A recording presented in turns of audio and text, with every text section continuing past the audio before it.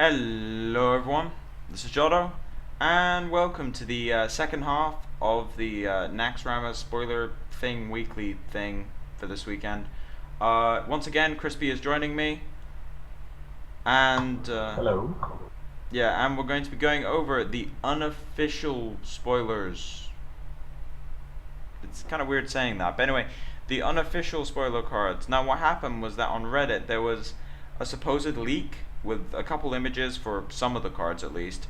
There was a supposed leak, and they put up a bunch of information. We don't know whether these are real or not, although I will bank that three of these cards are real because we have images for them, and it looks pretty legit. As in the amount of effort it would cause. Also, Disco Crispy. That headset. But anyway, the amount of effort it would cost to fake these images is just not worth the payoff at all. So no one would do that. So three of them, I'm pretty sure they're real. The rest of the stuff, not so much. They're kind of sketchy. You'll see what I mean when we actually get to the cards. So we'll start with the first one on this list of cards called Maexxna. Or Maexxna. I think it's Maexxna. Anyway, Maexxna. Maexxna. Anyway, it's a 2/8 beast for 5 mana with the Emperor Cobra ability. So destroy any minion damaged by this minion. Nice wording there. In Magic, it's called Death Touch. But anyway, in Hearthstone, it's the Emperor Cobra ability. Now, this is actually a very powerful card simply because it's a beast. Like, even... I mean, Hunter players are jumping for joy right now with this thing because it's an Oasis Snapjaw where you pay 1 extra mana, you get 1 more life, and the Emperor Cobra ability. It's useful without Houndmaster, which is really good. You get 9 stats for 5 mana, that's already just above the average, which is 8 stats with an ability. And you can buff it with Houndmaster, it turns on your kill commands, you can cascade it with Buzzard, it's just good. It's just really, really good. As for other classes though, I'm not convinced. Maybe. It's good against druids, I guess. Actually, I think we just yeah. in a Hunter deck. Yeah, maybe just Hunter. I mean, it is good against druid, but it's like, you're gonna be running other stuff. Or, it's good with everything, basically, but I would prefer to have it in Hunter deck with Houndmaster, because Maexxna is like another Snapjaw. Yeah, you now have 3 Snapjaws. Yeah. Like, who doesn't want 3 Snapjaws? Awesome. Yeah, awesome. Like, 4/10, that's one hell of a Twilight Drake. It's a really, really good card. I don't know about other classes, but Hunter, thumbs up. Now, the second card, this is the one which I'm most skeptical on it being real, but it's also the card I want the most to be real, which is Loatheb, or Loatheb, or whatever. Loatheb. So, no, we don't have mana cost or stats, which is where the suspicion comes from, but that effect is amazing. Absolutely amazing. Cards with Battlecry cost 5 more. Cards, by the way, so it includes Perdition's Blade. Now, this does not affect combo or choose one because those are not battle cries. The actual word has to be on the card. So none of your druid cards are affected, none of your rogue spells are affected, just battle cries. Now, if we quickly dash over onto Hearthstone and add in the battle cry filter, you'll notice that there is a lot of good cards in the battle cry section. Like, a lot of them. If we just go through a brief list of cards, this completely shuts down on its own, if it's on the board. The entire Handlock deck turns into 4 Giants and 2 Soulfires, because everything has Battlecry. You got your 4 Taunts, you have your Twilight Drakes, Alex Straza, it's all got Battlecry. Harrison Jones, most rush decks, because Arcane Golem and Leroy's drawbacks are battle cries, and so is King Mookla's drawback. It's a super drawback now. So yeah, most of the Zoo deck also, all the buffs. Lord Jaraxxus is random though, the card isn't that good. Black Knight, Big Game Hunter, Blood Knight, Faceless, these are all like really, really powerful cards. and they all have drawbacks because of the whole battle cry thing. Even Azure Drake. Azure Drake is the most impacting one, I think, on the metagame at least, because Azure Drake is actually one of the most popular cards right now. And just a bunch of random stuff, like Perdition's Blade. That is the most random one. It has combo and battle cry. But it shuts down a lot of stuff, is basically what I'm trying to say here. This card will shut down about 20% of the playable cards in base set, which is just absurd. But it does not impact some classes that much. Like, if you look at Druid and Rogue, they're not really affected. And if you look at Hunter, only Houndmaster is affected. So, yeah, it's a powerful effect. I don't know. What do you think of this particular effect? I mean, it does depend on the cost, obviously. I think the same as you.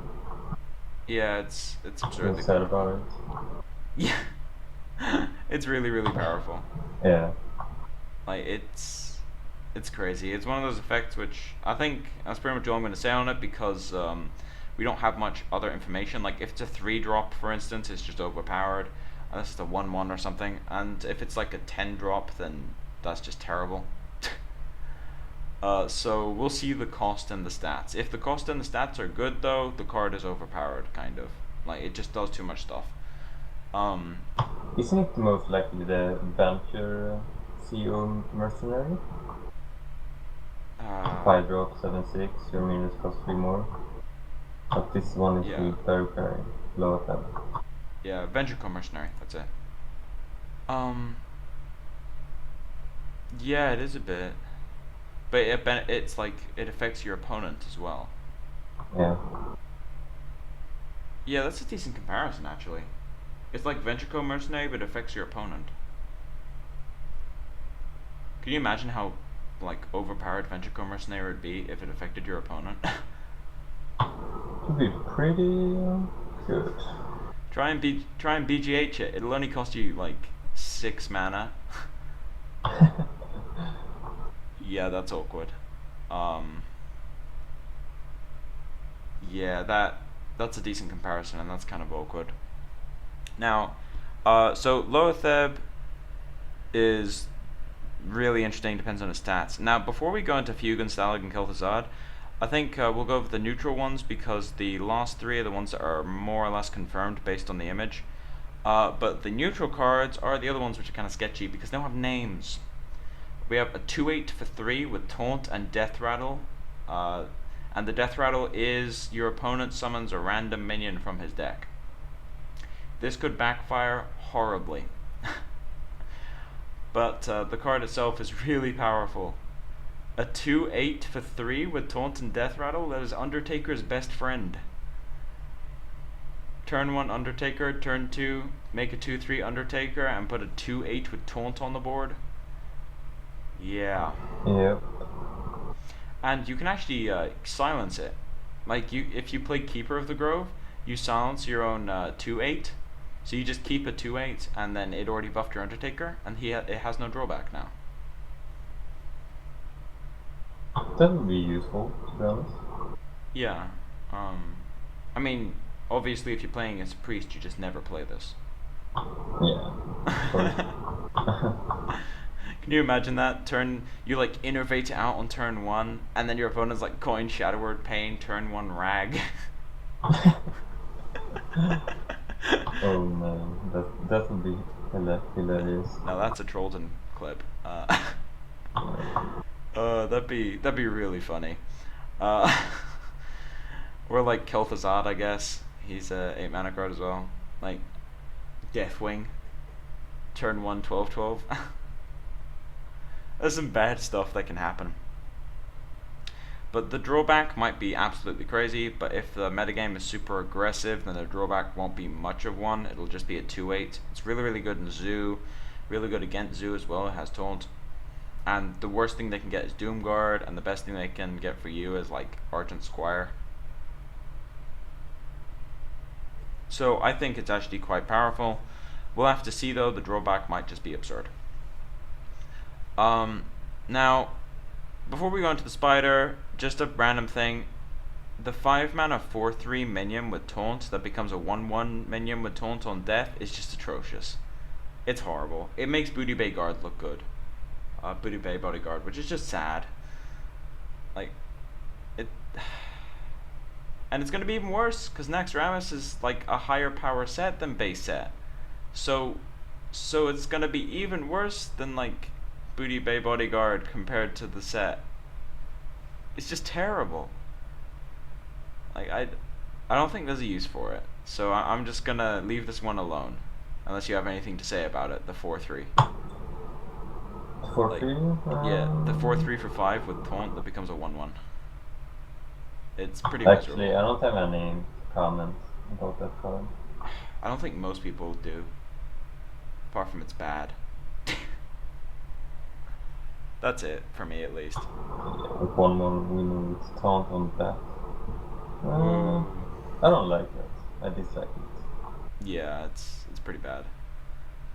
Now, the last neutral card is... I mean, the legendaries are all neutrals as well, keep in mind.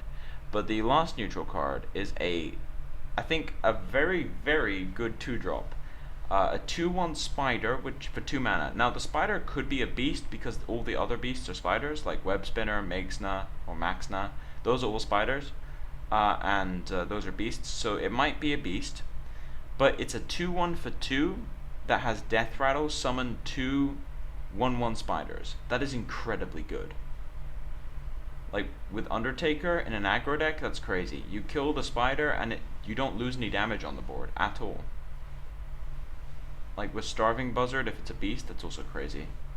Like, it's a very, very good card. It's like Fairy Dragon, but it's good against aggro decks, not control decks. Yeah. Yeah, we had a lot of discussion about this when the card actually came out, and we were just like, well, you put this in most decks where Loot Hoarder would be. Because cycling a card, sure, that's good, but you might actually play both in Death Rattle decks, because they're both 2-drops. Cycling a card is nice, but getting 2 1/1s will usually kill another card on its own, so it's like the same effect, but it can just be more offensive sometimes. So, yeah, I actually really, really like this card, and I think it's very, very good. It's not overpowered, I just think it's very, very good. It's like Harvest Golem at 2 mana, and we all know how good a Harvest Golem is. It is very good sometimes if the opponent cannot remove it, basically. Yeah, they can't kill it efficiently. It's annoying. Like, it's the most irritating 3-drop in the game. And if you guys don't like Harvest Golem, then buckle up for the next, like, 7 months, because it's not going away. I mean, the only thing I hate about Harvest Golem is when you kill one, waiting for the damage golem to spawn so that you can kill it. Yeah. Oh my god, that's annoying. It takes like 3 seconds. I don't want to watch a Harvest Golem sit there becoming a damage golem. Just let me kill it. It's so annoying. So, yeah, that's my little rant on Harvest Golem. But anyway, the spider is basically a Harvest Golem, all for 2 mana. Which is good, I think. But anyway, onto the 3 cards that I think I want to discuss the most. Feugen, Stalagg, and Kel'Thuzad. Now, we'll start with Feugen and Stalagg because they're in the same picture, because they're basically they work off each other. Now, Feugen is a 5 mana 4/7 with Death Rattle. If Stalagg also died this game, summon Thaddeus. Stalagg is a 5 mana 7/4 with Death Rattle. If Feugen also died this game, summon Thaddeus. Now, we don't know what Thaddeus is. And I don't know how good Thaddeus has to be to play Stalagg, because Feugen is just good. A 4/7 for 5, even if it was vanilla. Just basically a 5 mana Chillwind Yeti, I would play that. Like, a 5 mana 4/7, sign me up. Like, with Death Rattle that also buffs Undertakers, that's a good card. Now, the way this works is if you silence the first one that you play, it doesn't actually do anything. You have to silence the second one, because as long as the creature actually dies, the second one will trigger if the second one will trigger if the first one dies. It doesn't matter if it's silenced when it dies, you have to silence the second one. Now, the interesting thing about this duo is that Feugen is already good on its own, because a 4-7 is amazing. A 7-4, however, is pretty terrible. It just dies to too much stuff. It might just bring the beats sometimes, but it dies to too much stuff, and that's kind of awkward. The other problem with playing Stalagg is that if Feugen is popular, then if you play Stalagg and it dies, and your opponent has a Feugen, he gets like a boost off it. And it's the same the other way around though. So we may have a metagame where we have Feugen decks, and then we have Feugen decks playing Stalag to hate on other Feugen decks, which is just That's awkward. true. Can you imagine a metagame like that? It's awkward, man. Like, imagine if you have two decks playing Feugen and Stalag. Like, and they play against each other. That is the most confusing game of Hearthstone ever created. Yeah. It's like, oh look, a Feugen. If I play this though, and he has Stalag, and then he like trades and kills it, and then he kills his own Stalag or something, then I get like buffs off it. So I have to like have a silence for a Stalag. But then if he plays Feugen and then I play Feugen, then whenever, wait a second, if two Feugens have died, Stalag only triggers once, right? Yeah, only triggers once. Yeah. But it gets more complicated when someone faceless manipulators a Stalag or a Feugen. Like how far in the loop can we go here before it just like breaks the game? I mean, you could have a mirror match with like 3 Thaddiuses on the board, which is just awkward. Yeah. Thaddeus could be a 2-2, 3-3, 4-4. We don't know yet, but I mean, if it's a 5-5, then I would play Stalag, I think. that's pretty awesome. Yeah, like you play a 7-4 along with your Feugen, and then you get a 5-5 for free. That's okay. That's quite good. Like, if I mean, this is the most awkward chain. If someone innovates out a Feugen or something, and then you play Stalag, and then like he kills the Stalag, and then you kill his Feugen, that's 1 Thaddeus. So then you play your Feugen, and that's the 2nd Thaddeus, and then he plays his Stalag, and that's the 3rd Thaddeus. And it gets even more confusing when we include the next card. Which you guys will understand when we talk about Kel'Thuzad. But, so Feugen and Stalag, I love the idea, I just think it might get super confusing. Especially if Thaddeus is good. So Feugen, good card. Stalag, we'll see. Depends on the metagame and blah blah blah blah blah blah. You know, Hearthstone. So yeah, it's gonna be weird. Feugen, I would keep my eye on though. I think Feugen's gonna be a good card. Just because it is a 4-7. And by the looks of it, Feugen and Stalag are cards you get from the final wing. Based on this screenshot. Maybe. Maybe. Hopefully. Yeah, we'll see. Yeah, just based on the screenshot, it looks like it's from the final wing, but it's difficult to tell. So, yeah, it's going to be interesting.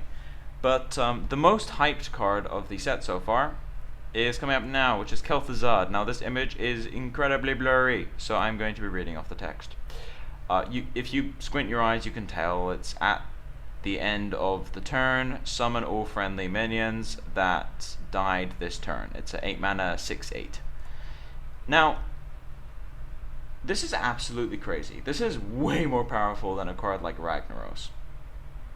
I think it would be very powerful in Zoo deck.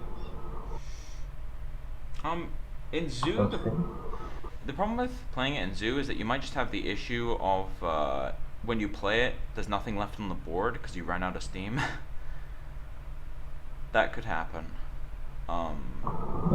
Maybe. I mean, Paladin midrange would play this over Tyrion. Like, you want to be keeping your board. You don't want to be playing a random 6/6 that gets silenced. Of course not. Yeah, like, and the other decks that will play this are Druid and Warrior Control and Tempo Rogue and like maybe handlock. Oh, that's terrible. Oh my god. Wait. On turn 10, if you have like 3 Molten Giants, you just go Molten, Sunfury, Kel'Thuzad. I don't know how you lose that game.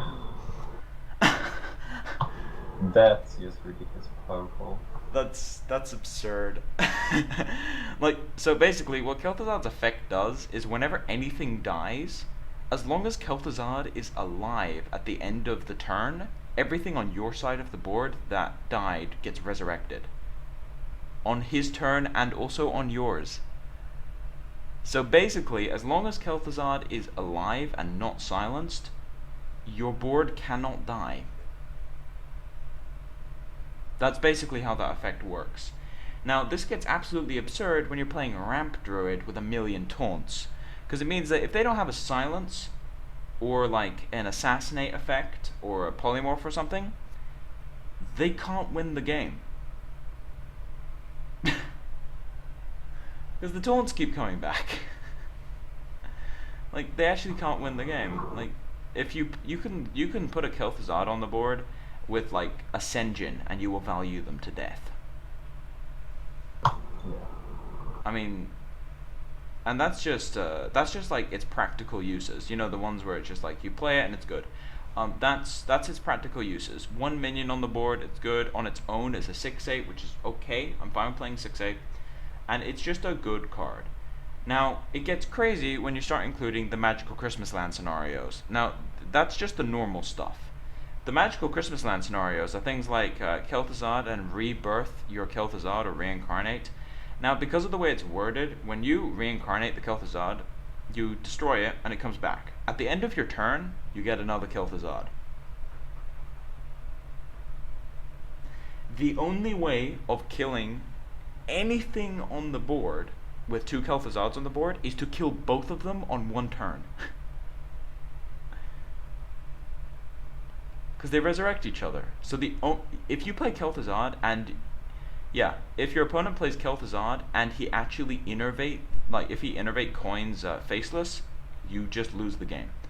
Like, a faceless manipulator on a Kel'Thuzad is the end of the game. Like, I don't see how you win that game. Every single time you kill something, 2 more copies of that card get resurrected, and the only way of killing anything on his board is killing both Kel'Thuzads at the same time. That would be Rogue. Assassin Blade, dead poison, 1 spell damage, and Blade Fury. Yeah. Problem solved. 5-card combo. Yeah. I mean, the other one is Poison Seed. Poison Seed is suddenly looking a lot better now. For multiple reasons. One, you can Poison Seed away Kel'Thuzads, which is a good thing to do. And the other thing is, on turn 10, you can actually go Poison Seed, innervate Kel'Thuzad.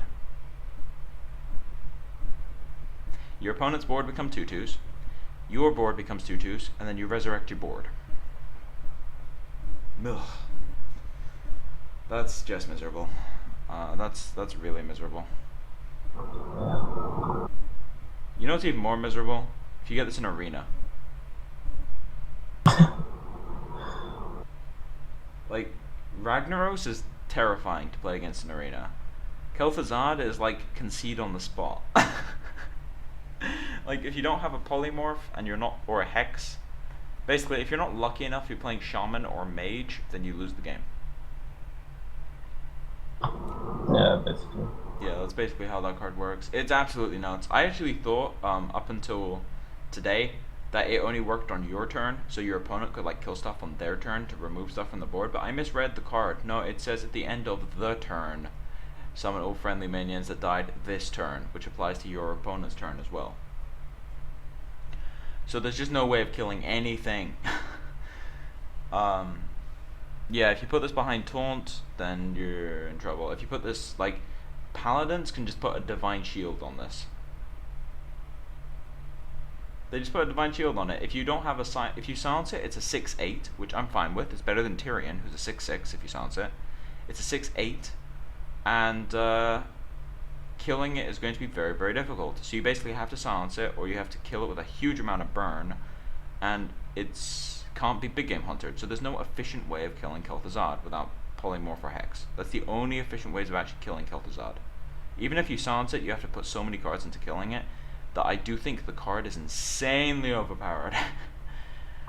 This will change the meta game for sure. Yeah. I think everyone will just play with spellbreakers and such. Yeah, but even if you have a silence, it's a 6/8. It's a Boulder Fist Ogre. Basically. Yeah. Like, it's pretty miserable to silence. But you have to. So awkward. Like, I mean, the power level of Naxxramas seems to be about the same power level as the Alpha set cards from Alpha. So before all the nerfs took place, like there's been tons and tons and tons of nerfs over the last year, and before all the nerfs took place, the power level of Hearthstone was roughly the same as the cards that were being shown from Naxxramas, which is absurd if you think about it. So I've seen a set this powerful before, and to be honest, the metagame, depending on which cards are powerful, is either going to be very, very fun or very, very miserable.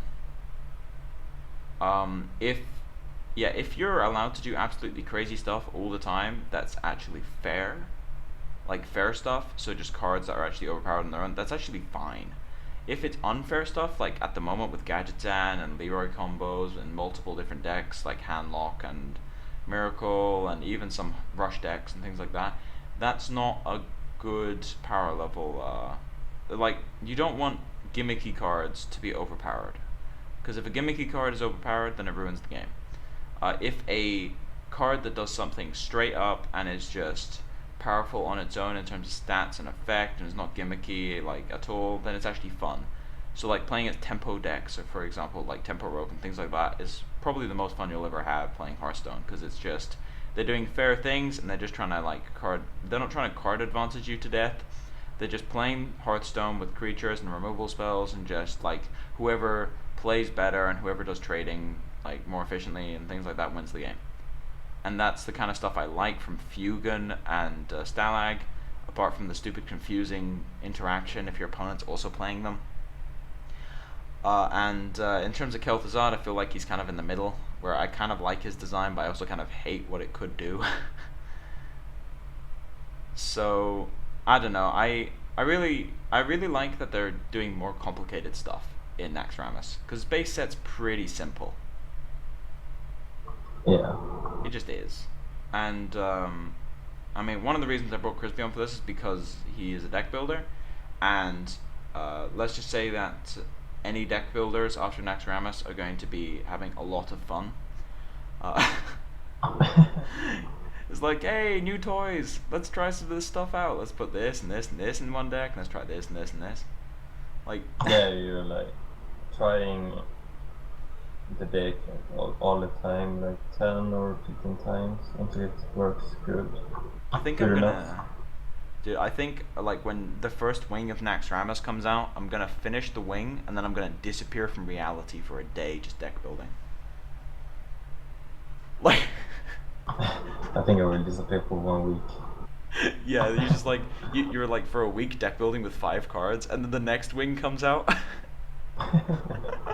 It's like disappear for a month. Yeah, it's gonna be a deck building dream, basically, is when you get new cards. It's so much fun to play with new cards, especially complicated ones. Like, complicated cards are really hard to figure out, and it's really, really fun for high level players, especially deck builders, to build decks with like really, really complicated cards, because you can do so much stuff with complicated mechanics. Like, you can do a lot of cool stuff. And that's what I feel like the only thing missing from Hearthstone at the moment, besides some balancing on Leroy, is the complexity that other card games have that really help with like deck building and metagames and things like that. And I think that adding cards like this would actually help a lot, at least on the deck building part of things. Make the game a lot more exciting for people again, because there's just more stuff you can do. It will even be more difficult, I think. Yeah, it'll be more difficult. That's true. Yeah. I mean, I do think that getting to Legend in Season 5 is actually going to be quite difficult, and the the people that are going to have advantages are going to be deck builders and also people on teams, because people on teams usually do have deck builders and they can also like get ideas from each other. So yeah, the season 5 is probably going to be quite difficult to get legend on if you're not on a team, because if it's a completely new card set and things like that, you do need a lot of help with this stuff, at least for the first season, especially before like the metagame is, you know, put together.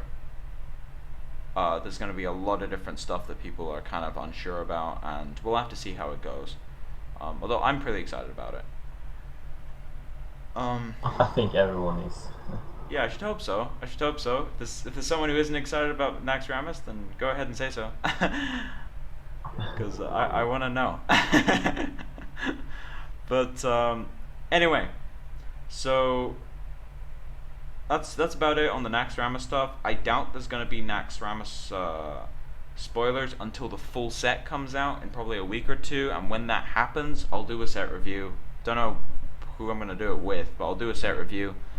When the full set comes out, we can sort of go over my all the predictions I've done with other people and say, oh, I was wrong here, and oh look, I was wrong here as well, and here and here. That's usually what happens. We will see. We will see. Yeah, maybe I was right on everything. Never happens. But anyway, thank you all for watching. If you like the content, please subscribe. If you have any feedback, put it in the comment section below. But as for now, thank you, Crispy, for joining me on this video. Thank you. And this is Jotto and Crispy signing off.